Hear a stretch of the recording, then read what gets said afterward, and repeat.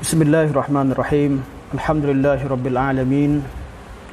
Nahmadullah ta'ala wa nashkuruh wa nusalli wa nusallimu ala sayyidina Muhammadin alladhi ballagha ar-risalah wa adda al-amanah wa nasaha al-ummah wa kashafa bihi al-ghummah biiznillah hatta ataahu al-yaqin wa ala alihi wa sahbihi ajma'in.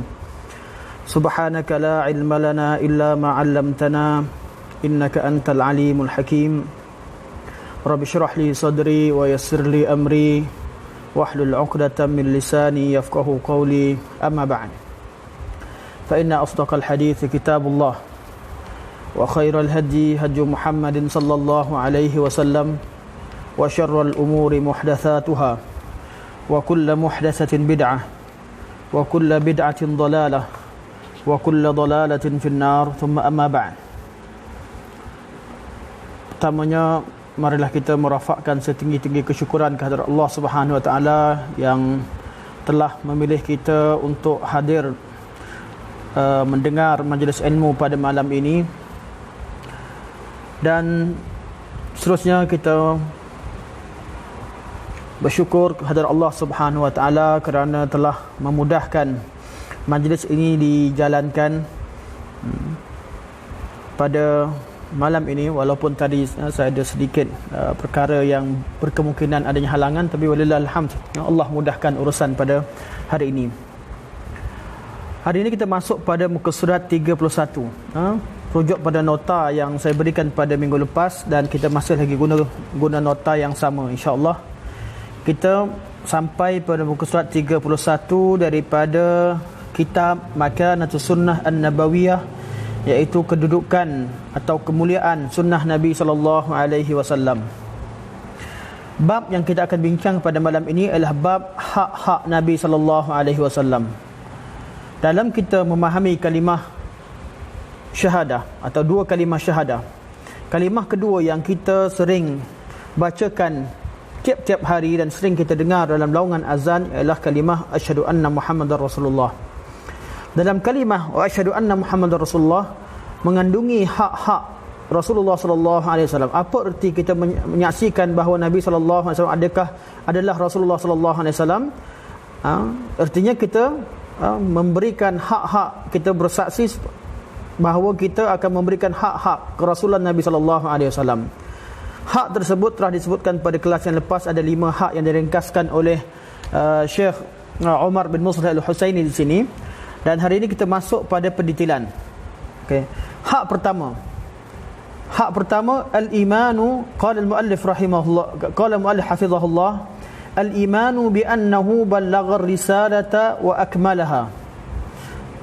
Wajib kita beriman bahawasanya Rasulullah sallallahu alaihi wasallam telah menyampaikan risalah dan telah menyempurnakan tugas tersebut. Hak kalimah asyhadu anna Muhammadar Rasulullah, hak pertama, hendaklah kita beriman bahawasanya Rasulullah sallallahu alaihi wasallam telah menjalankan tugas beliau, menyampaikan risalah, dan beliau telah sempurnakan semua risalah yang ditugaskan kepada baginda sallallahu alaihi wasallam untuk menyampaikannya kepada kita. Wa minal adillati ala dzalik, dan antara dalil-dalil yang menunjukkan perkara itu, iaitu tentang bahawa Nabi sallallahu alaihi wasallam telah menyampaikan urusan agama secara keseluruhannya atau menyampaikan risalah secara keseluruhannya. Al-yawma akmal, a'udzubillahi minasyaitonir rajim. Al-yawma akmaltu lakum dinakum wa atmamtu 'alaikum ni'mati wa raditu lakumul Islam dinan. Pada hari ini, al-yawma, pada hari ini, iaitu pada hari Arafah. Hari Arafah dalam tahun yang ke-10 Hijriah, dalam haji Nabi sallallahu alaihi wasallam. Al-yauma, pada hari ini, itu pada hari tersebut, hari ke-9 Zulhijjah tahun yang ke-10 Hijrah. Beliau akmaltu lakum dinakum. Pada hari ini aku telah sempurnakan bagi kalian, akmaltu, aku sempurnakan, lakum, untuk kalian, dinakum, agama kalian. Pada hari ini aku sempurnakan untuk kalian agama kalian. Wa atmamtu 'alaikum ni'mati, dan aku telah sempurnakan ke atas kalian nikmat-nikmatku, itu nikmat Allah Subhanahu wa taala. Wa raditu lakumul Islam madina, dan aku telah redha Islam sebagai agama kalian. Di sini ada perkataan yang perlu kita perhatikan, yaitu perkataan akmaltu dan atmamtu. Allah berfirman, al-yauma akmaltu lakum dinakum, pada hari ini kami telah berikan kesempurnaan dalam agama kamu. Wa atmamtu alaikum, dan kami telah sempurnakan. Bahasa Melayu akmaltu, atmamtu diartikan dengan makna sempurna. Apa beza antara makna al-ikmal dan al-itmam ataupun kalimah akmaltu atau atmamtu? Dalam bahasa Arab, al-ikmal dan itmam maknanya sempurna, seperti mana yang kita sebutkan tadi. Namun sekiranya didetailkan, ada sedikit perbezaan antara kalimah al-kamal dan at-tamam. Al-kamal artinya sempurna, at-tamam juga artinya sempurna. Dan sempurna artinya mencapai tahap yang paling tinggi, tahap kualiti paling tinggi dalam suatu perkara. Cuma kalau dilihat dari segi cara penyempurnaan tersebut ada perbezaan. Al-kamal, kalau dalam sesuatu perbuatan, al-kamal terjadi secara terpisah-pisah atau berperingkat-peringkat. Manakala al-itmam, dia berlaku secara berterusan sehingga dia sempurna. Al-ikmal sesuatu yang berlaku terputus-putus, terpisah-pisah. Bila disebut, contohnya bila Allah sebut al-yauma akmaltu lakum dinakum, pada hari ini aku telah sempurnakan agama bagi kamu. Agama ini bermula dengan turunnya wahyu, Iqra bismi rabbikal ladzi khalaq, ke atas Rasulullah sallallahu alaihi wasallam, dan proses penurunan itu terputus-putus. Turun wahyu, terputus wahyu, kemudian turun lagi, turun secara berperingkat-peringkat sehinggalah agama menjadi sempurna. Berbeza daripada nikmat, kesan daripada kesempurnaan agama itu dirasai oleh manusia secara berterusan, dan kesempurnaan nikmat itu terjadi apabila sempurnanya agama.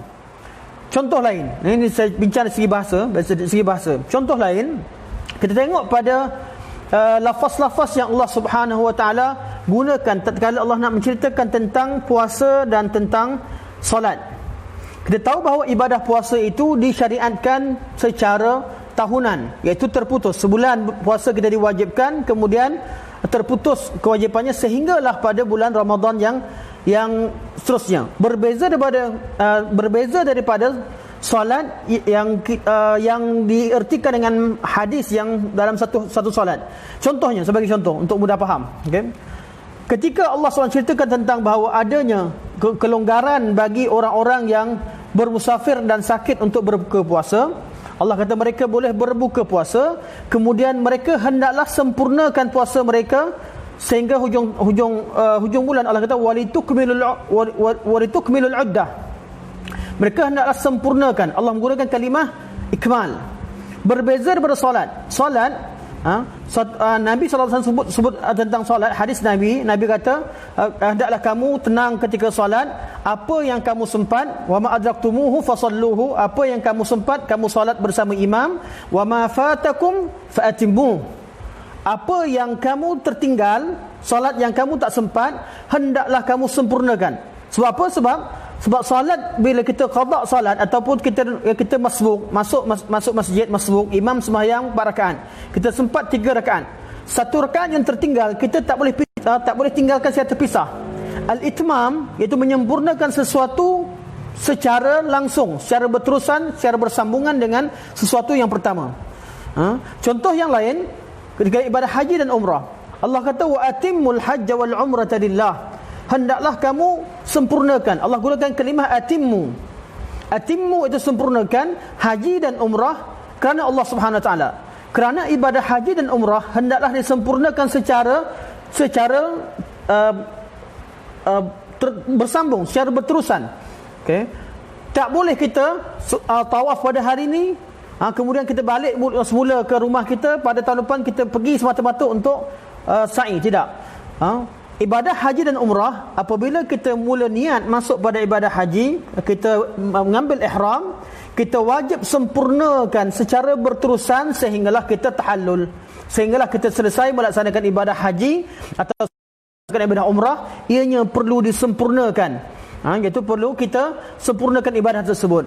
Sebab tu kalimah al-ikmal dan itmam ada perbezaan dari segi bahasa. Kedua-duanya membawa maksud kesempurnaan, namun berbeza dari segi prosesnya. Proses al-ikmal, kesempurnaan dalam kalimah ikmal ialah sesuatu yang sempurna secara terputus-putus, secara berperingkat, manakala al-itmam ialah sesuatu yang sempurna secara berterusan. Suatu agama ini turun secara berperingkat-peringkat, namun nikmat beragama, nikmat yang Allah SWT berikan kepada kita setelah kita beragama, yang terhasil secara berterusan sehingga ia sempurna. Dan ini dari segi perbezaan pertama, proses kesempurnaan dan pada kalimah al-ikmal dan juga pada kalimah. Sebahagian pada ulama malah dalam bahasa, kebanyakan kamus dalam bahasa Arab, mereka juga membincangkan lebih detail lagi berkaitan dengan perbezaan antara kalimah ikmal, sempurna dengan makna kalimah al-ikmal, dan sempurna dalam makna kalimah al-itmam. Contohnya, seorang bayi yang dilahirkan, apabila bayi dilahirkan secara sempurna, dinamakan sebagai kata akmal, dia adanya sifat al-kamal. Seperti bayi lahir secara sempurna, matanya cukup 2, ada hidung, ada mulut, ada tangan, manusia yang lain, itu namanya ikmal, dia telah sempurna. Bayi cukup sifat, itu artinya cukup sifat, artinya bayi mempunyai sifat al-kamal, dia sempurna. Namun tangan dia kuat atau tak kuat, mata dia cantik atau tak cantik,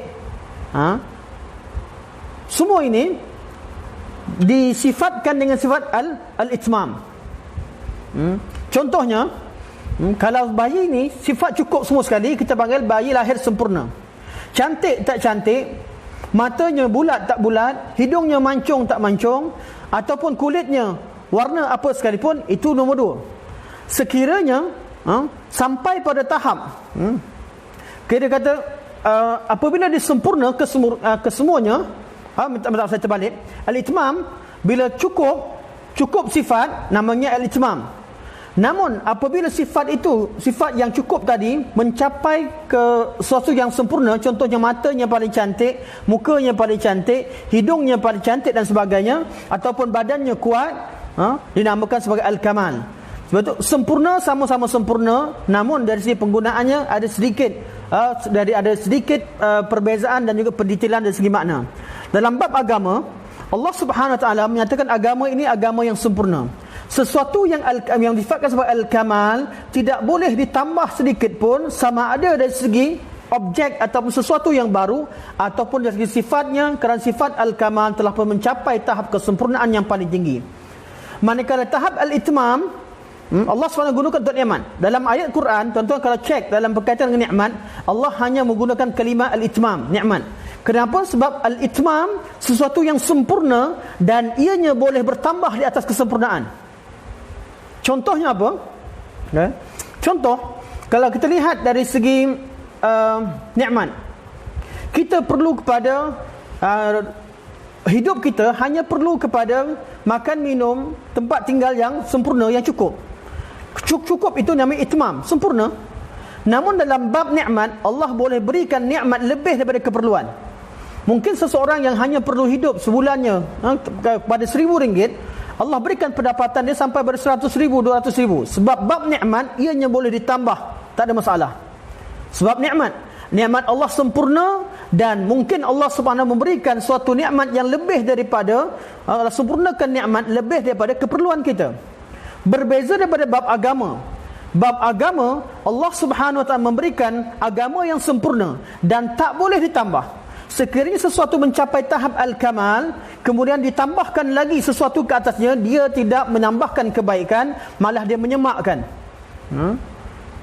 Itu beza antara kalimah al-kamal dan al-itmam. Sebab tu bila sebut Allah sifatkan, Allah kata al-yauma akmaltu lakum dinakum, pada hari ini, iaitu pada hari Arafah, ketika Hajjatul Wida tahun yang ke-10, Nabi Allah firman, Allah kata hari ini kami telah sempurnakan agama kamu, bererti pada hari tersebut telah sempurnalah syariat Islam secara keseluruhannya. Sebab tu kalau kita lihat kepada hukum-hukum syarak yang hukum-hukum syarak dalam Islam, semuanya terbina sebelumnya. Manakala hadis-hadis Nabi berkaitan dengan hadis-hadis terakhir, kebanyakan berkaitan apa? Berkaitan dengan peringatan Rasulullah sallallahu alaihi wasallam, pesanan dan wasiat Nabi sallallahu alaihi wasallam terhadap umatnya. Kebanyakannya berkaitan dengan peringatan Rasulullah sallallahu alaihi wasallam. Maka apabila diketahui bahawa agama itu adalah sempurna, maka tidak boleh kita menambah ataupun mengurangkan apa yang telah sempurna. Mengurangkan sesuatu yang sempurna adalah satu kecacatan. Menambahkan sesuatu yang telah sempurna mencapai tahap al-kamal juga merupakan suatu kecacatan. Berbeza dari al-itmam, ni'mat al-itmam, menambahkan sesuatu yang sempurna itu satu perkara yang lebih baik ataupun dia diterima. Kalau nikmat Allah berikan kita lebih daripada keperluan, itu suatu kelebihan fadlun minallah. Sebab tu dalam bab persyariatan agama Allah menamakan menggunakan kalimah al-yauma akmaltu lakum dinakum. Manakala dalam bab nikmat Allah menggunakan kalimah al-itmam, wa atmamtu alaikum ni'mati wa raditu lakum al-islam dinan. Okey. Hak Nabi yang pertama ialah beriman bahawa Nabi SAW telah menyampaikan risalah dan telah menyempurnakan tugas baginda SAW. Artinya, risalah dan agama yang dibawa Rasulullah telah pun disampaikan secara keseluruhannya, dan agama Rasulullah itu jumlahnya sama, mencapai tahap al-ikmal. Ikmal tersebut sifat cara beragama pada zaman Nabi adalah cara yang paling sempurna, yang tidak boleh dikurangkan ataupun tidak boleh ditambahkan dari segi pensyariatannya. Kata Syekh, wa hiya syahadatu minallahi ta'ala li nabiyhi sallallahu alaihi wasallam ala tablighihi lamma arsalahu atamma tabligh wa akmalah. Ayat ini merupakan persaksian daripada Allah Subhanahu wa taala kepada nabinya bahawa baginda telah menyampaikan agama Allah secara sempurna tatkala baginda diutuskan oleh Allah Subhanahu wa taala. Ayat ini bila Allah kata agama ini telah sempurna, artinya apa? Artinya Nabi telah sampaikan semua agama hanya dapat diketahui melalui Rasulullah sallallahu alaihi wasallam, melalui penyampaian Rasulullah sallallahu alaihi wasallam. Tatkala Allah berkata bahawa agama telah sempurna, artinya Nabi telah sampaikan semua isi kandungan agama dengan sempurna. Kata Syekh lagi, wa wajhud dalalati min al-ayah ala dhalik anna Allah akhbara annahu akmala ad-din wa innama kamula bima ballaghah. إذ الدين لم يعرف إلا بتبليغه فعلم من ذلك أنه صلى الله عليه وسلم قد بلغ جميع الدين الذي شرعه الله لعباده. Maknanya sama seperti disebut tadi, bahawa agama sempurna kerana Nabi sampaikan. Bila Allah kata agama sempurna, artinya Nabi telah sempurnakan tugas baginda sallallahu alaihi wasallam. Kemudian pada buku surat 32, bagi yang mengikuti dan juga membuka kitab ataupun melihat link yang saya berikan pada minggu lepas, boleh cek pada link saya personal, di bawah sana ada nota, atau tengok pada minggu lepas. Wa qaulullah ta'ala, dan firman Allah Subhanahu wa ta'ala, alladzina yuballighuna risalatillahi wa yakhshawnahu wa la yakhshawna ahadan illallah wa kafa billahi hasiba. Allah kata rasul-rasul itu ialah orang-orang yang menyampaikan, yuballighuna risalatillah, orang-orang yang menyampaikan ajaran-ajaran agama Allah Subhanahu wa taala, wa yakhshawnahu wa la yakhshawna ahadan illallah, dan mereka hanya takut kepada Allah dan tidak takut kepada seorang pun selain Allah Subhanahu wa taala. Wa kafa billahi hasiba, dan cukuplah bagi Allah Subhanahu wa taala Tuhan yang memberikan kecukupan. Cukuplah Allah sebagai Tuhan yang memberikan persaksian terhadap kita. Ayat ini cerita tentang Allah cerita tentang Nabi sallallahu alaihi wasallam, dan Allah cerita tentang bahawa sunnah nabi-nabi terdahulu semua mereka menyampaikan agama dengan sesempurnanya. Suatu hak Rasulullah pertama, hendaklah kita ketahui bahawa beliau telah menyampaikan agama secara sempurna. Faqad imtadaha Allah tabaraka wa taala fi hadhihi al-ayah الذين يبلغون رسالاته إلى خلقه ويؤدونه بأماناته ولا يخافون أحدا سواه وسيد الناس في هذا المقام وفي كل مقام محمد صلى الله عليه وسلم.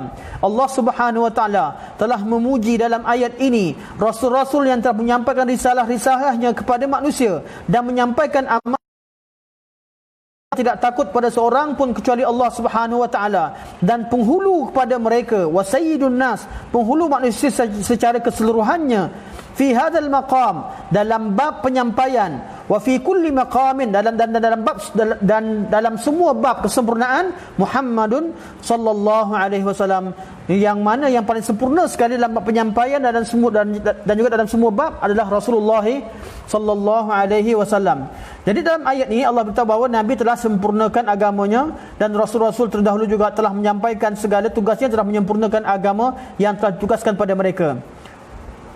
An Jabir bin Abdullah radhiyallahu anhuma qala, daripada Jabir bin Abdullah radhiyallahu anhuma, beliau berkata, qala Rasulullah sallallahu alaihi wasallam, Rasulullah sallallahu alaihi wasallam bersabda, hadis ni hadis yang paling panjang sekali dalam sunnah. Tuan-tuan kalau cek hadis, buka dalam hadis sahih Muslim dalam bab Kitabul Hajj, jumpa hadis Jabir.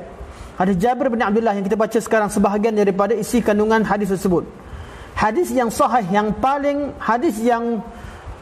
sahih paling panjang sekali dalam sunnah Nabi sallallahu alaihi wasallam tanpa khilaf adalah hadis Jabir yang kita baca sekarang. Mana kalau ada tuan-tuan jumpa hadis yang panjang lebar lebih daripada apa yang disampaikan oleh Jabir bin Abdullah dalam hadis ini, merupakan hadis-hadis yang dipertikaikan kesahihannya.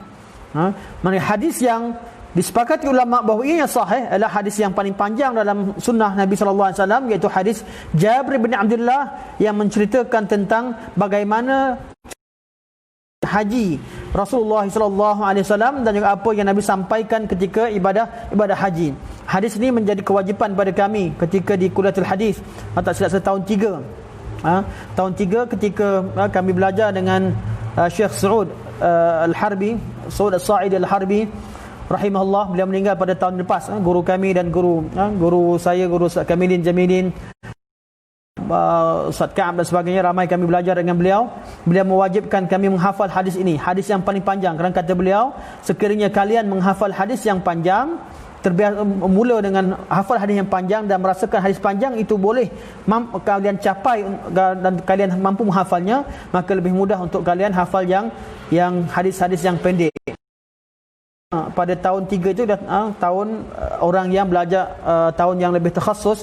Bagi orang yang belajar secara takhasus, setelah mereka hafal hadis yang pendek-pendek, hadis yang ringkas, maka hendaklah mereka beranikan diri, mencabar diri menghafal hadis yang panjang.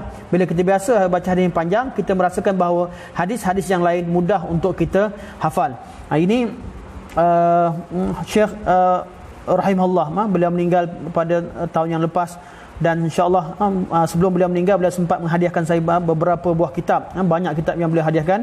Berkemungkinan insyaAllah saya akan bincang dengan sebahagian sahabat untuk kita jadikan sebagai daurah kitab penting dan baik. Dan satu lagi sebagai satu perkara untuk mengembangkan ilmu seorang ulama yang mulia rahimahullah. Okey, kembali pada hadis ini. Hadis Jabir bin Abdullah, antara yang Nabi sallallahu alaihi wasallam sebutkan ialah Nabi kata, taraktu fikum ma lan tadillu ba'dahu in tasamtum bih.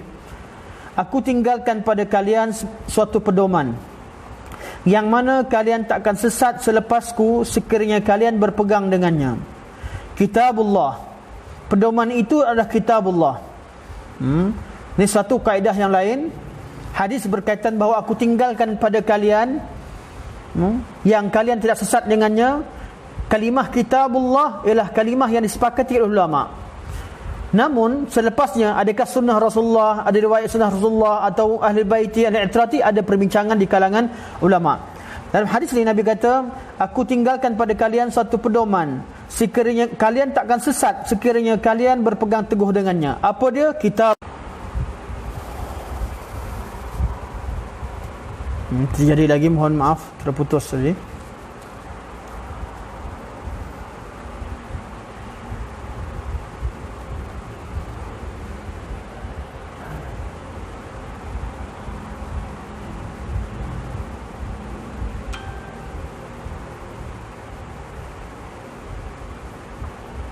Tuan-tuan perempuan mohon dimaklumkan terhadap sahabat-sahabat yang saya tak tahu, beberapa kali berlaku terputus link dan kita masuk pada link yang baru, insya-Allah video baru.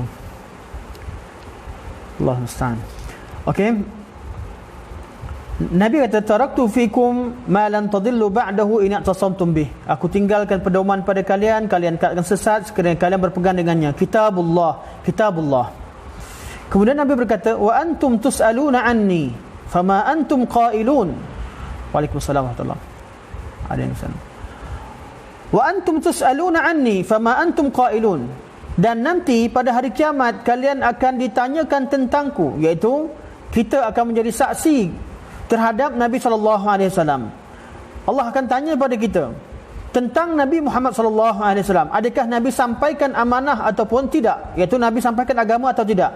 Fama antum qailun, apa yang kalian akan katakan nanti. Nabi tanya kepada sahabat Nabi yang hadir dalam di hari Arafah tersebut. Nabi kata, kalian nanti akan ditanyakan tentang diriku di hari kiamat.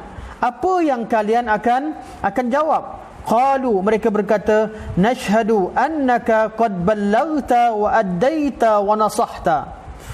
Kami bersaksi bahawa kamu telah menyampaikan segala-galanya, wa addaita, dan kamu telah melaksanakan amanah Allah Subhanahu wa taala, wa nasahta, dan kamu telah memberikan nasihat dan penyampaian yang terbaik dalam bab agama Allah Subhanahu wa taala.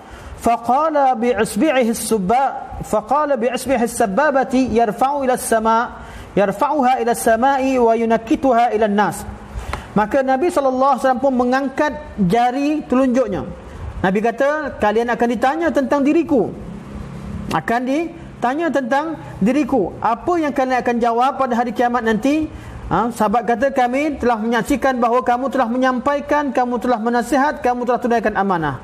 Maka Nabi pun angkat jari telunjuknya. Faqala bi'isbi'ihi as-sabbabah. Nabi pun mengisyaratkan jari telunjuknya. Yarfa'uha ila as-sama'. Nabi angkat ke langit.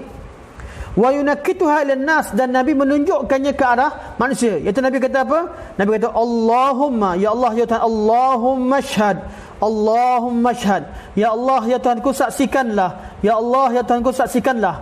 Cara Nabi SAW angkat tangan, Nabi kata, ya Allah, saksikanlah. Ya Allah, saksikanlah. Sebab tu hadis ini digunakan oleh ulama membuktikan bahawa Allah Subhanahu wa taala itu disifatkan dengan sifat atas, al-ulu, berada di atas, kerana Nabi SAW menunjukkan jarinya ke atas ketika Nabi menyebut kalimah Allah, Allahum mashhad. Hadis ini sebagai satu syawahid terhadap hadis, salah satu syawahid terhadap hadis jariyah dalam Sahih Muslim juga, ketika Nabi tanya aina Allah, dia kata fis sama, dan dia menunjukkan tangannya. Nabi dia menunjukkan tangannya ke langit. Okay. Bila sebut tunjukkan tangannya ke langit, artinya perkara itu Nabi SAW menunjukkan tangan ke langit, dan sahabat itu ke langit bukan hanya daripada satu hadis jariyah, ianya melibatkan banyak hadis Nabi SAW, malah ia mencapai tahap tawatur. Okay. Allahumma syhad, ya Allah ya Tuhanku, saksikanlah. Allahumma syhad, ya Allah ya Tuhanku, saksikanlah. Allahumma syhad sebanyak 3 kali, ya Allah ya Tuhanku, saksikanlah. Rawahu Muslim. Jadi hak pertama, Nabi SAW, kita hendaklah beriman bahawa Nabi telah sampaikan agama secara sempurna. Wa an Aisyah radhiyallahu anha qalat, man haddatsaka anna Muhammadan katama syai'an mimma anzalallahu faqad kadzab. Wallahu yaqul ya ayyuhar rasul balligh ma unzila ilayka min rabbik. Akhrajahu al-Bukhari. Sayyidina Aisyah radhiyallahu anha meriwayatkan bahawa beliau berkata, man haddatsaka, kalau ada manusia yang menceritakan pada kamu, anna Muhammadan katama syai'an, bahawa Nabi SAW, Nabi Muhammad SAW menyembunyikan sesuatu, mimma anzalallahu, daripada apa yang Allah turunkan, iaitu Nabi sembunyikan agama. Kalau sembunyikan yang lain, tentang urusan kekeluargaan, sembunyikan rahsia sebagainya, itu tidak termasuk dalam bab ini. Betul kata Aisyah, man haddatsaka anna Muhammadan katama syai'an mimma anzalallah. Kalau ada manusia yang cerita kepada kalian bahawa Muhammad SAW ada menyembunyikan sesuatu daripada agama Allah Subhanahu wa taala, faqad kadzab, maka ketahuilah dia telah berdusta.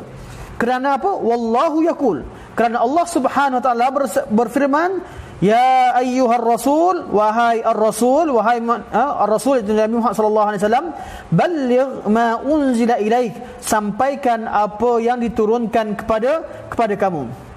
Sebab tu cerita tentang, bila kita cerita bahawa Nabi sallallahu alaihi wasallam telah sampaikan agama secara sempurna, dan agama ini secara telah sempurna, ini merupakan suatu tazkiyah kepada Rasulullah sallallahu alaihi wasallam dan satu syahadah terhadap Rasulullah sallallahu alaihi wasallam, dan juga suatu pujian yang besar terhadap baginda, dan ia sebahagian daripada makna kalimah asyhadu anna Muhammadar Rasulullah. Aku saksikan bahawa Nabi Muhammad sallallahu alaihi wasallam adalah Rasulullah sallallahu alaihi wasallam, seorang rasul telah sempurnakan tugasnya, iaitu menyampaikan ar-risalah.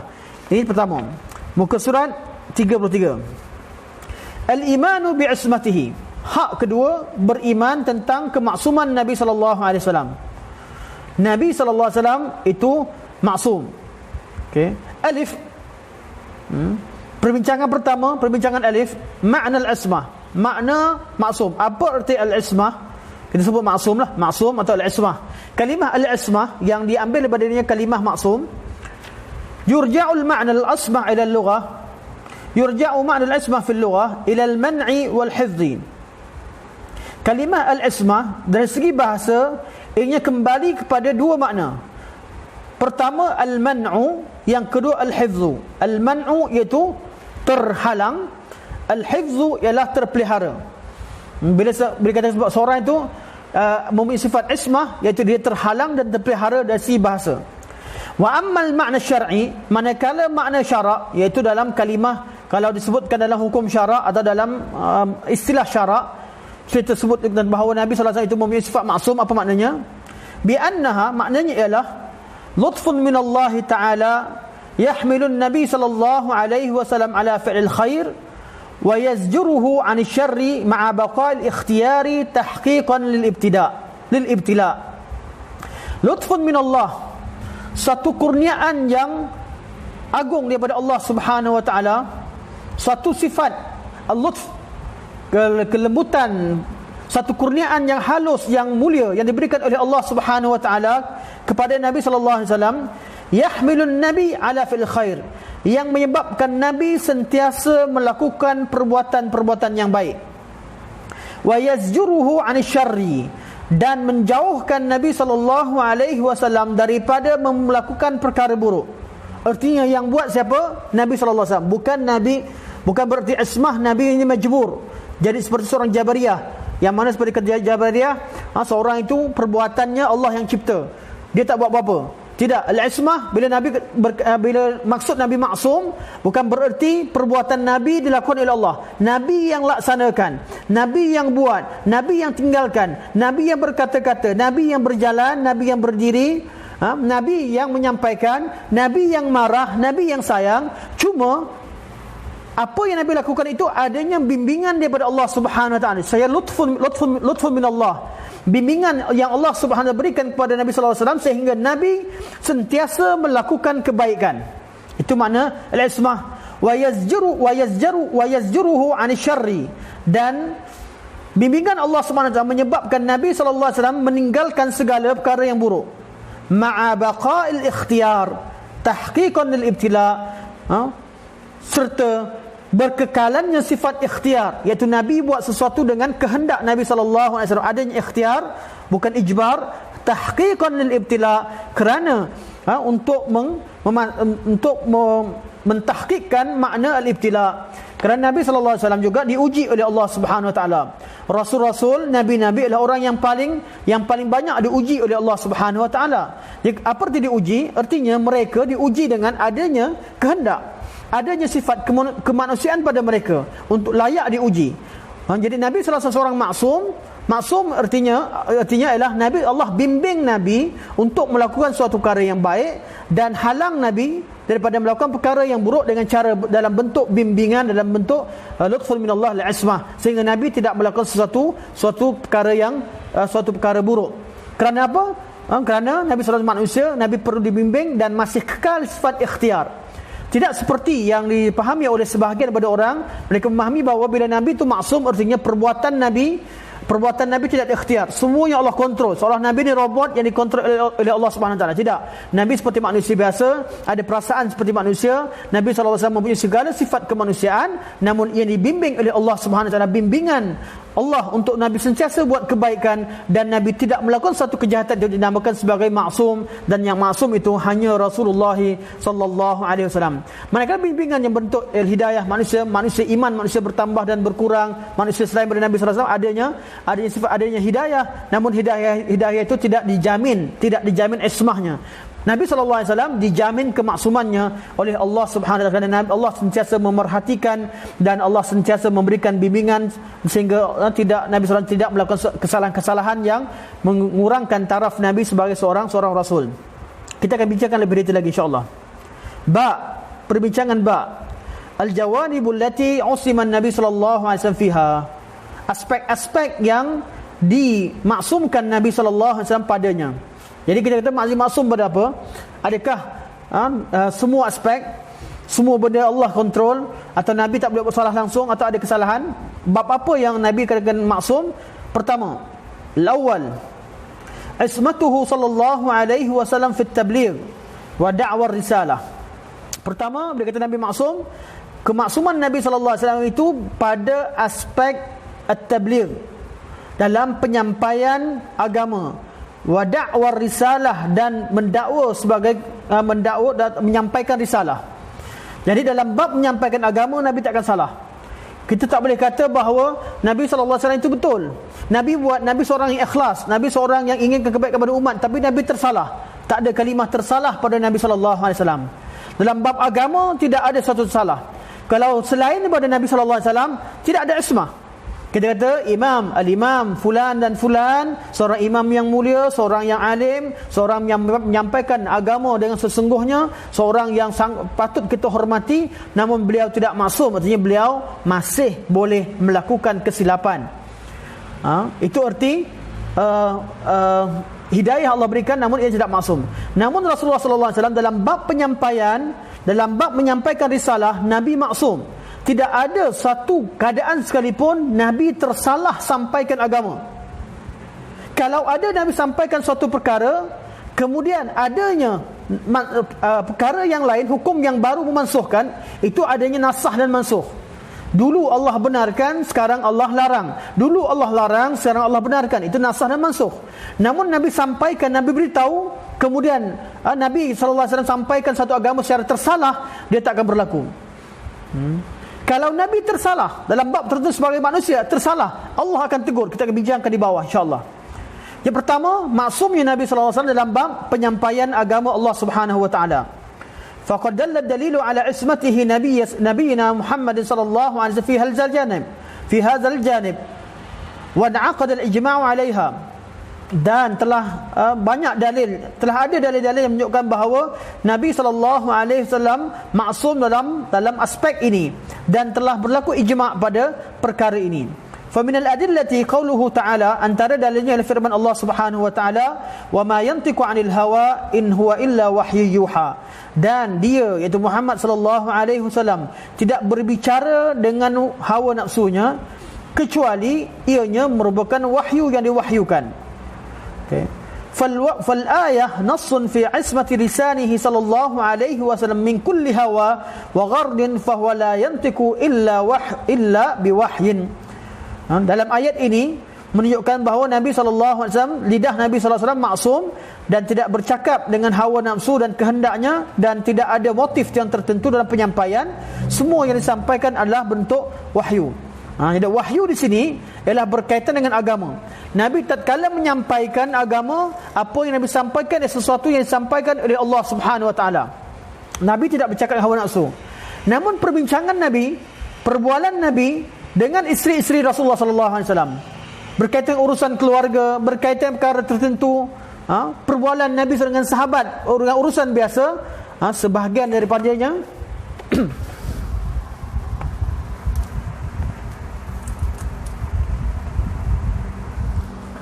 mohon maaf.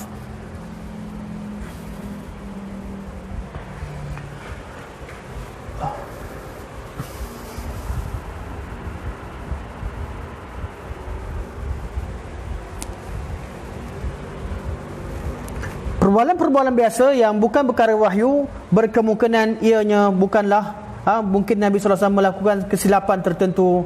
Sebab tu adanya berlaku kesilapan terhadap dalam bab tertentu ialah kesilapan bukan dalam bab agama, kesilapan dalam bab kemanusiaan yang biasa. Wa qauluhu ta'ala, dan firman Allah Subhanahu wa taala, walau taqawwala alaina ba'dal aqawil, sekiranya Muhammad sallallahu alaihi wasallam telah berdusta dan berkata-kata ke atas kami dengan suatu kata-kata, dengan suatu penyampaian, Nabi sampaikan sesuatu yang bukan Allah katakan, la akhaznahu bil yamin, kami akan ambil dia dengan tangan kanan, thumma laqata'na minhu watin, dan kami akan putuskan nyawanya, fama minkum min ahadin anhu hajizin, dan tak ada seorang pun daripada kalian yang dapat menghalang Allah Subhanahu wa taala daripada melakukan perkara demikian. Jadi Allah kata kalau Nabi ni cakap sesuatu yang Allah tak cakap dalam bab penyampaian agama, Allah akan putuskan tali jantung Nabi sallallahu alaihi wasallam. Allah akan seksa Nabi sallallahu alaihi wasallam. Itu suatu ancaman. Jadi Nabi tidak bercakap melalui wahyu. Kalau berlaku dan takkan berlaku, kalau berlaku pasti Allah Subhanahu wa taala akan tarik nyawa Rasulullah sallallahu alaihi wasallam ataupun seksa Rasulullah sallallahu alaihi wasallam, dan itu perkara itu tidak berlaku. فلو كان النبي صلى الله عليه وسلم من هذا الجنس كما يزعم الكافرون لأنزل الله به من العقوبة ما ذكره في الآية في هذه الآية. Kata Syekh lagi, kalaulah Nabi sallallahu alaihi wasallam mengatakan sesuatu dalam bab agama merupakan sesuatu yang tak diperkatakan oleh Allah Subhanahu wa taala, seperti mana yang didakwa oleh kaum kafirun. Kafir kata apa? Jumpa bila Nabi baca ayat Quran, Nabi sampaikan agama, mereka kata ini adalah kata-kata orang terdahulu, bukan Allah kata sebagai. Kalau berlaku perkara demikian, betul, kalau sekiranya berlaku, pasti Allah akan turunkan akibat dan hukuman sebagaimana yang telah disebutkan dalam ayat ini.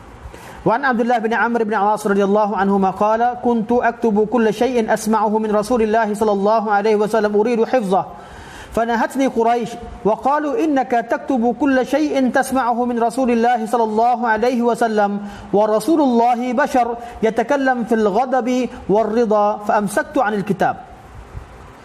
Kata Abdullah bin Amr bin As, beliau kata, dulu aku tulis semua perkara yang aku dengar daripada mulut Nabi sallallahu alaihi wasallam yang ingin aku hafal. Maka di kalangan sebahagian kaum Quraisy, di kalangan sahabat Nabi sallallahu alaihi wasallam, fanahatni Quraisy, sebahagian daripada kaum Quraisy melarangku daripada perkara demikian, iaitu kaum Quraisy di kalangan Muhajirin. Larang siapa? Larang Abdullah bin Amr al-As. Dia kata, mereka berkata, innaka taktubu kulla syai'in tasma'uhu min Rasulillah. Sesungguhnya kamu tulis semua perkara yang kamu dengar daripada Rasulullah sallallahu alaihi wasallam. Wa Rasulullah bashar. Rasulullah juga, dan Rasulullah itu seorang manusia. Yatakallamu fil ghadabi war ridha. Nabi bercakap kadang-kadang dalam keadaan Nabi kerana Nabi marah, kadang-kadang Nabi bercakap dalam keadaan Nabi redha. Fa amsaktu 'anil kitab. Kata Abdullah bin Amr bin As, maka aku pun berhenti pada menulis.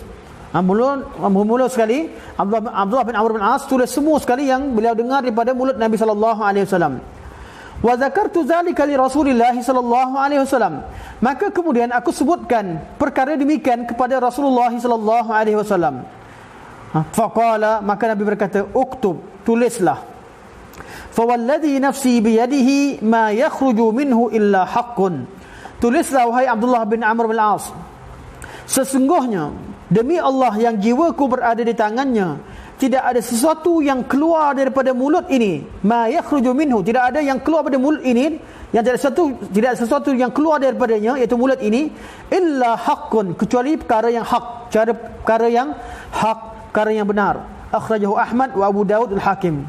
Okay. Jadi hadis ini menunjukkan bahawa Nabi sallallahu alaihi wasallam beritahu bahawa tidak ada yang Nabi sampaikan, tidak ada sesuatu yang Nabi keluar, tidak ada satu perkataan yang keluar dari mulut Nabi kecuali perkara hak. Iaitu dalam bab ini, bab penyampaian agama, seperti mana dalam syarah ulama, seperti mana dikumpulkan semua hadis-hadis berkaitan dengan bab. Wa an Talha bin Ubaidillah anna Nabi sallallahu alaihi wasallam qala, dan daripada Talha bin Ubaidillah bahawa Nabi sallallahu alaihi wasallam bersabda, walakin idza haddatsukum 'anillahi syai'an fakhudhu bihi fa inni lan akdziba 'ala Allah. Akan tetapi apabila aku bercakap kepada kalian, apabila aku sampaikan kepada kalian tentang apabila aku sampaikan kepada kalian daripada Allah Subhanahu wa taala, maka hendaklah kalian ambil. Sesungguhnya aku tidak akan menipu ke atas Allah Subhanahu wa taala. Artinya, akzib sini tak akan menipu dan tak akan salah dalam bab penyampaian. Bahasa Arab al-kadzibu boleh bererti tipu dan salah, dan sini maknanya dua-dua. Dalam bab penyampaian agama, Nabi tak akan berdosa dan Nabi tak akan melakukan kesilapan dalam bab menyampaikan hukum Allah Subhanahu wa taala. Wa nuqila al-ijma'u ala ismatin al-anbiya'i fi at-tabligh wa ada' risalah, dan telah dinukilkan ijma' tentang kemaksuman anbiya dalam bab menyampaikan risalah. Antara yang menukilkan ialah Al-Qadhi Al-Iyad dan juga Syekhul Islam Ibn Taimiyah rahimahullah, seperti mana yang boleh kita semak dalam Majmu' Al-Fatawa dan juga dalam kitab Asy-Syafa. Okey. Yang kedua, tadi kita kata Nabi maksum. Apa arti Nabi maksum? Nabi maksum dalam bab penyampaian agama. Yang kedua, al-ismatu minal kufri wasyirki. Nabi maksum daripada melakukan perkara kufur dan perkara syirik. Ini ijma'. Bila kata Nabi maksum apa? Maksum dalam bab menyampaikan agama. Yang kedua, dalam bab perbuatan Nabi sallallahu alaihi wasallam, Nabi maksum daripada melakukan dosa besar kufur dan syirik. Melakukan kufur dan syirik. Wa hadhihi al-ismah qabla mab'athihi sallallahu alaihi wasallam wa ba'dihi. Kemaksuman Nabi dalam bab ini merangkumi sebelum Nabi diutuskan dan selepas diutuskan. Kemaksuman jenis pertama dalam bab menyampaikan wahyu selepas Nabi diutuskan. Apa yang Nabi faham dalam bab agama, apa yang Nabi sampaikan dalam bab agama tak akan salah. Manakala dalam bab agama sebelumnya mungkin suatu perkara yang tak disyariatkan. Sebab tu bagi orang yang ingin hidup dalam beragama, ingin mencapai tahap agama yang paling tinggi, hendaklah dia taat dan ikut Nabi sallallahu alaihi wasallam sebagaimana yang Nabi beritahu selepas Nabi diutuskan. Manakala ada orang yang pergi cari ke gua-gua, mendakwa bahawa Nabi sallallahu alaihi wasallam juga pergi mencari bertahanus, iaitu Nabi pergi ke Gua Hira, Nabi pergi ke sebahagian gua untuk memikirkan tentang umat dan sebagainya, perkara itu tidak menjadi satu syariat, kerana perkara merupakan perkara agama, berkaitan dengan sesuatu agama yang dilakukan oleh Nabi sallallahu alaihi wasallam sebelum Nabi diutuskan, ataupun ia merupakan hanya satu wasilah yang Nabi cuba lakukan sebelum Nabi diberikan bimbingan oleh Allah Subhanahu wa taala. Jadi kalau kita nak beragama, nak beribadah, ibadah yang baik, solat yang terbaik ialah solat secara berjamaah, solat fardu. Solat sunat ialah solat yang kita lakukan pada waktu malam di tempat yang jauh daripada pandangan manusia dan mata manusia. Pada waktu orang manusia, kebanyakan mata manusia tidur. Itu yang terbaik. Namun kalau ada orang nak cari lebih lagi dengan alasan bahawa Nabi juga pergi ke Gua Hira, itu salah. Sebab apa? Sebab itu merupakan perkara yang Nabi lakukan sebelum, perkara agama yang Nabi lakukan sebelum Nabi SAW diutuskan menjadi seorang rasul. Selepas Nabi diutuskan, apa yang Nabi diutuskan itulah agama yang paling sempurna. Jadi kemaksuman Nabi dalam bab penyampaian setelah Nabi diturunkan wahyu pada baginda, setelah Nabi diutuskan menjadi rasul. Kemaksuman yang kedua ialah Nabi SAW maksum daripada melakukan perkara kufur dan syirik. Bila? Sejak daripada awal kehidupan Nabi SAW sampailah Nabi diwafatkan, Nabi-Nabi dan Rasul-Rasul itu diselamatkan daripada syirik, diselamatkan daripada kufur. Nabi tak pernah sujud pada satu berhala. Nabi tidak pernah mengeluarkan perkataan-perkataan yang disifatkan sebagai kufur. Kan? Kerana Nabi dan Rasul itu Allah telah bimbing mereka, Nabi-Nabi dan Rasul-Rasul, Allah telah bimbing mereka untuk dijauhkan daripada kufur dan syirik sejak daripada sebelum mereka diutuskan menjadi Rasul. Dalilnya, wa min adillatiha, dan dalil Syekh sebut panjang, tapi saya ringkaskan kerana saya rasa kalau baca panjang akan menyebabkan masa kita lebih, sedangkan hadis diketahui. Itu berkaitan dengan hadis tatkala Nabi sallallahu alaihi wasallam sedang bermain dengan kanak-kanak di Taif, bersama di kawasan perumahan Halimatus Sa'diyah, ibu susu Nabi sallallahu alaihi wasallam. Nabi telah dibedah oleh malaikat yang datang membedah hati Nabi sallallahu alaihi wasallam dan mengeluarkan titik-titik hitam, iaitu mengeluarkan titik-titik syirik, dan mengeluarkan perkara antara yang dikeluarkan ialah adanya titik-titik hitam berkaitan dengan kufur dan syirik. Dan itu kemaksuman Nabi sallallahu alaihi wasallam dalam bab syirik dan kufur ini sejak daripada zaman kanak-kanak, malah sejak daripada zaman awal kehidupan Nabi sallallahu alaihi wasallam, sehinggalah Nabi diutus menjadi rasul dan sehingga Nabi wafat. Kemaksuman dalam bab ini secara keseluruhannya Nabi dimaksumkan daripada melakukan perkara syirik dan kufur. Terus yang ketiga, saya masuk ketiga kerana kita masih ada 8 minit. Yang ketiga, ismatuhu sallallahu alaihi wasallam minal kadhibi fi ghairil wahyi wat tabligh. Kemaksuman Nabi sallallahu alaihi wasallam daripada kedustaan selain daripada wahyu dan selain daripada menyampaikan risalah.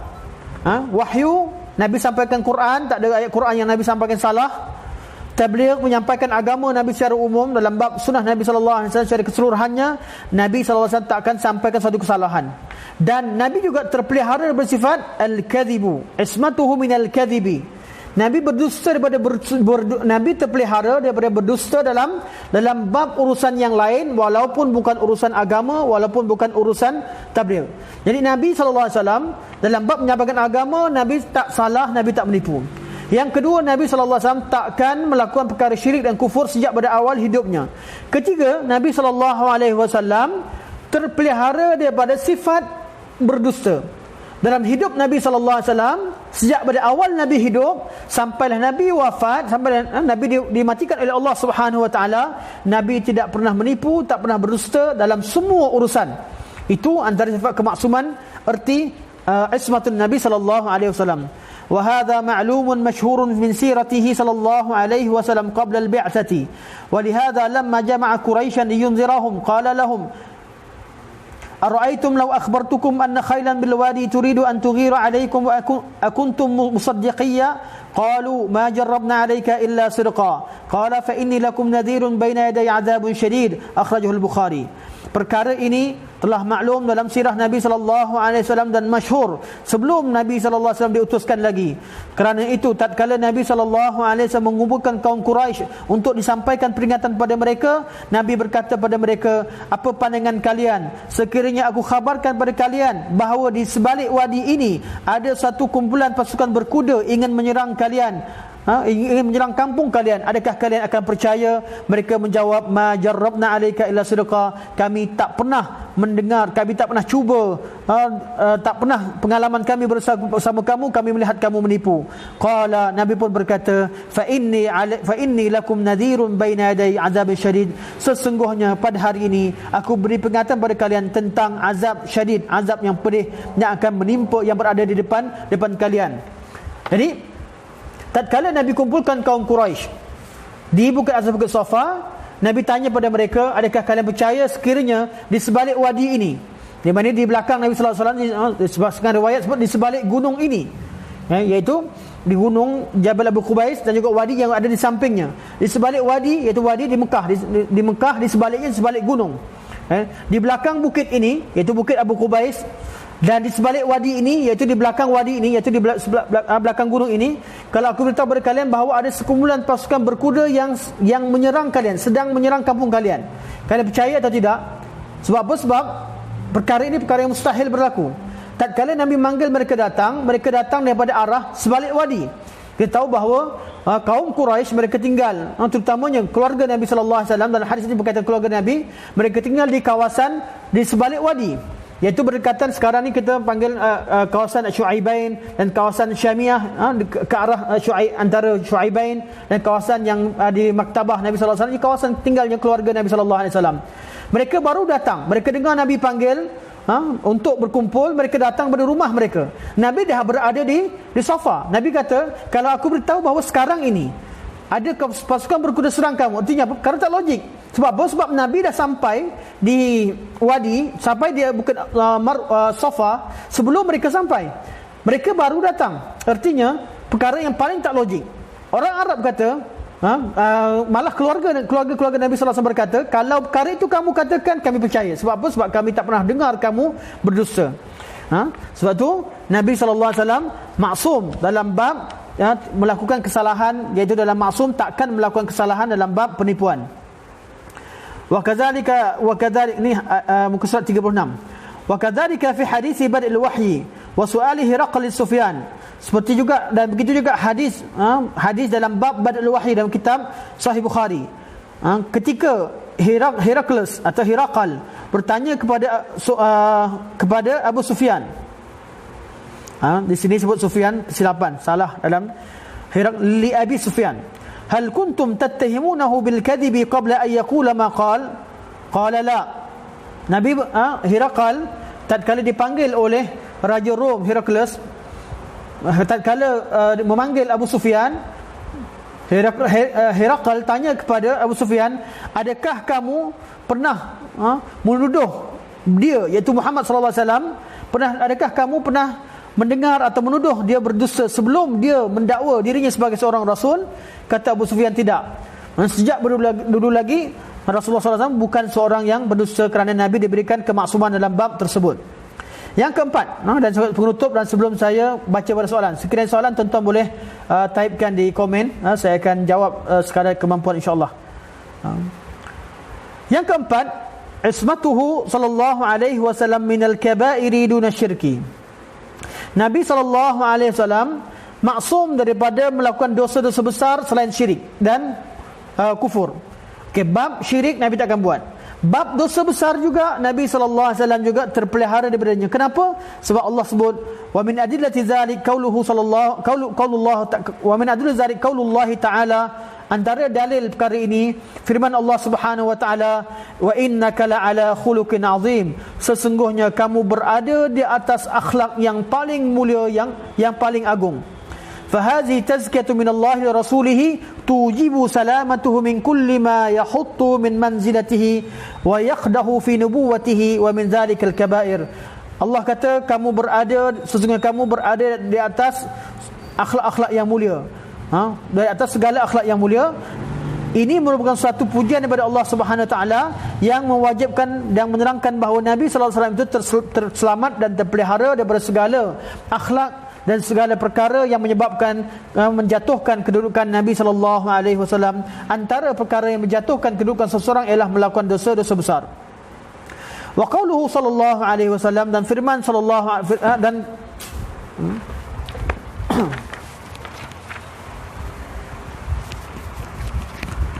mohon maaf. Ya.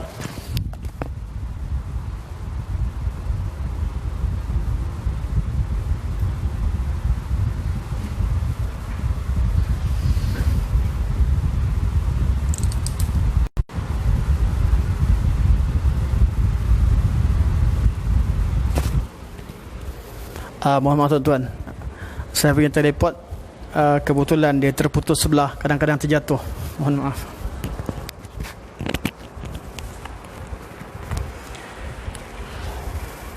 Okey, kita sambung. Mohon maaf banyak-banyak. Kita sambung insya-Allah.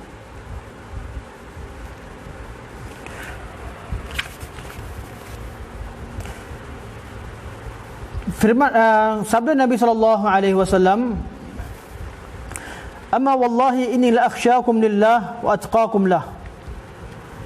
Sesungguhnya aku adalah manusia yang paling takutkan Allah di kalangan kalian, dan yang paling bertakwa kepada Allah Subhanahu wa taala di antara kalian. Ini hadis berkaitan dengan hadis 3 golongan yang cuba beribadah lebih daripada apa yang Nabi lakukan. Okey, dan kesimpulannya yang disebutkan sini ada 4 jenis kemaksuman yang diijma'kan kepada Nabi sallallahu alaihi wasallam, yang ulama ijma'. Pertama, Nabi sallallahu alaihi wasallam maksum dalam penyampaian wahyu. Yang kedua, Nabi maksum daripada melakukan dosa kufur dan juga syirik.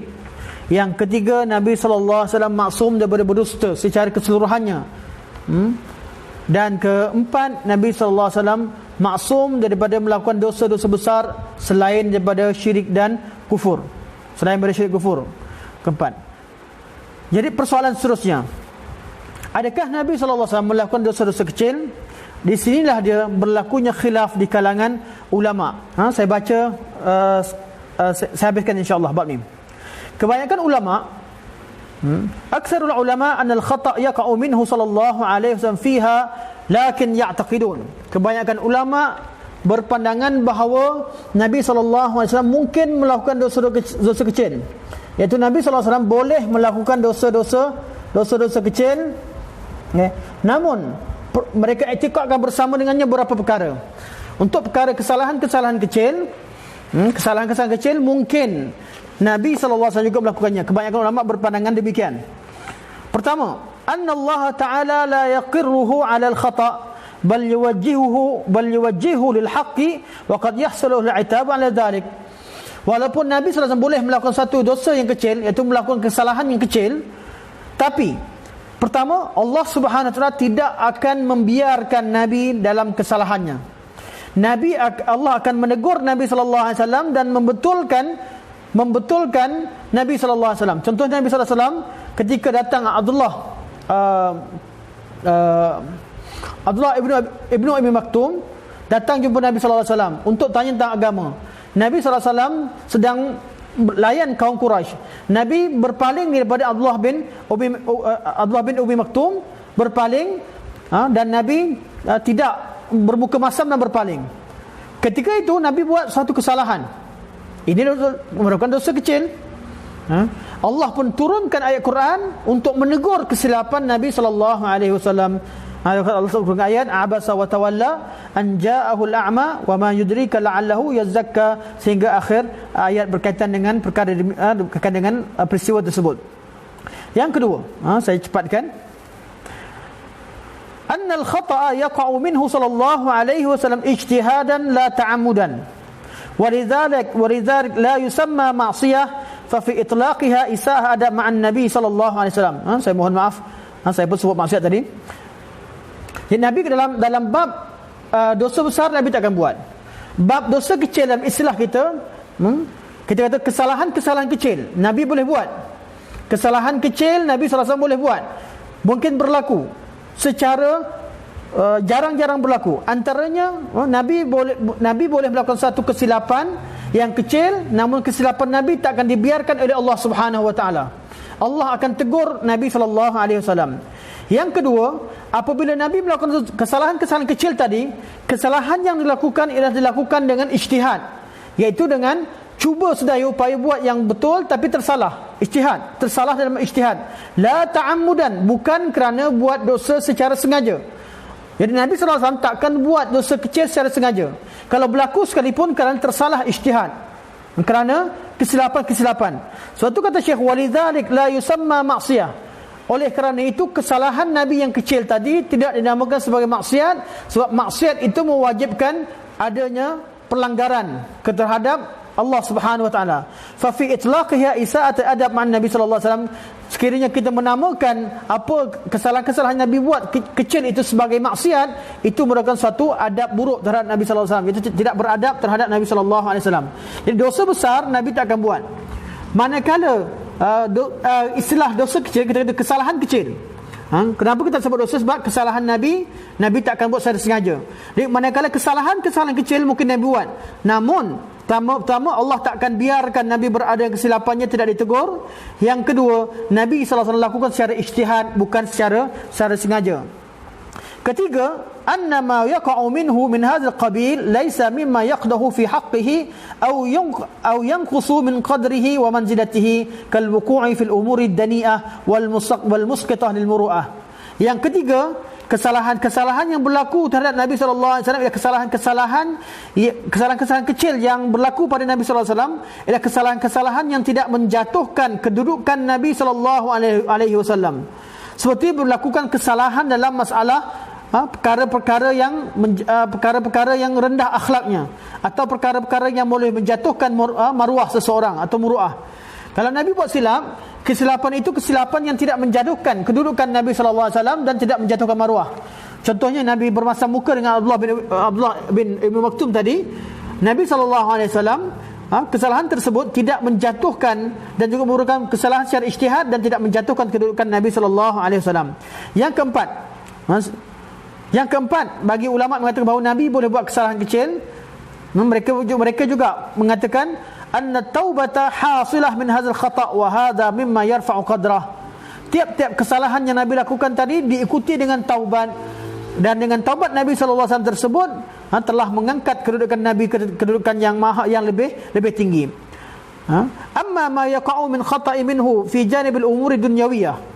Manakala kalau berlaku kesalahan-kesalahan dalam bab urusan dunia, Ke hadis ta'birin nakhal, seperti hadis Nabi SAW melarang sahabat daripada mengahwinkan kurma jantan dan betina, iaitu pendebungaan.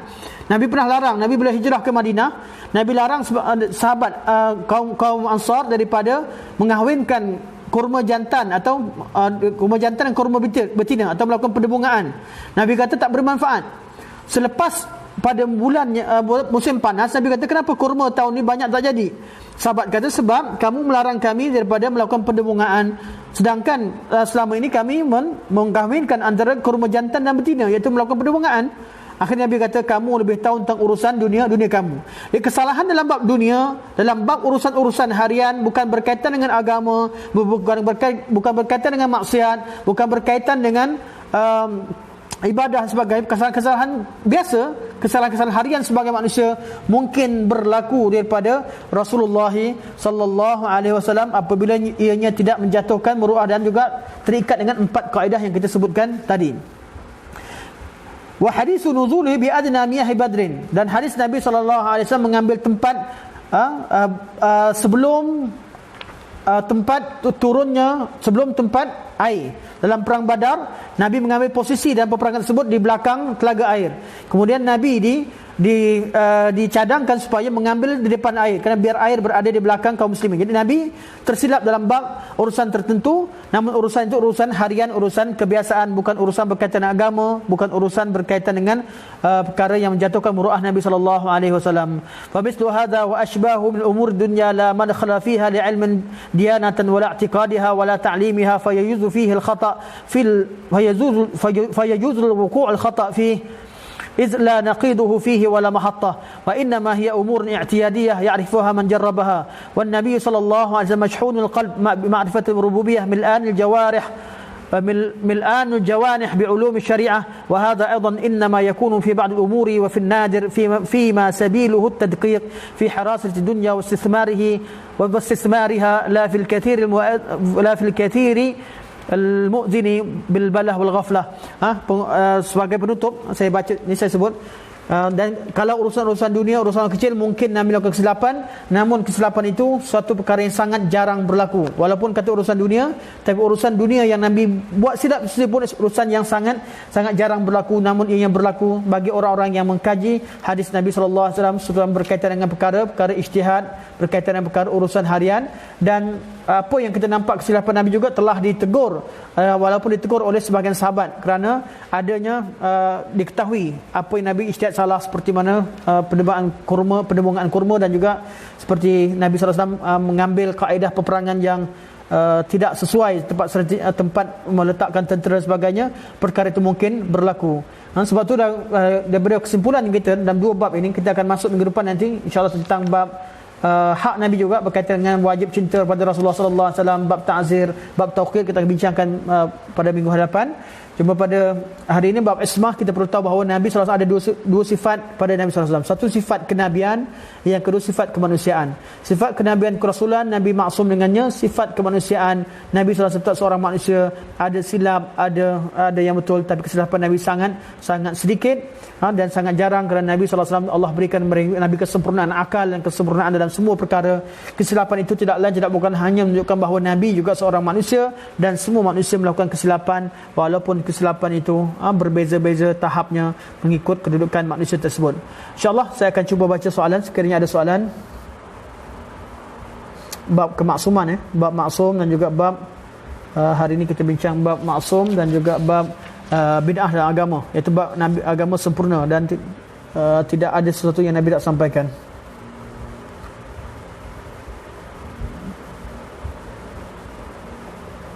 Yang beri salam, saya waalaikumsalam warahmatullahi wabarakatuh. Waalaikumsalam. Manakah soalan? Tidak ada soalan. Alhamdulillah.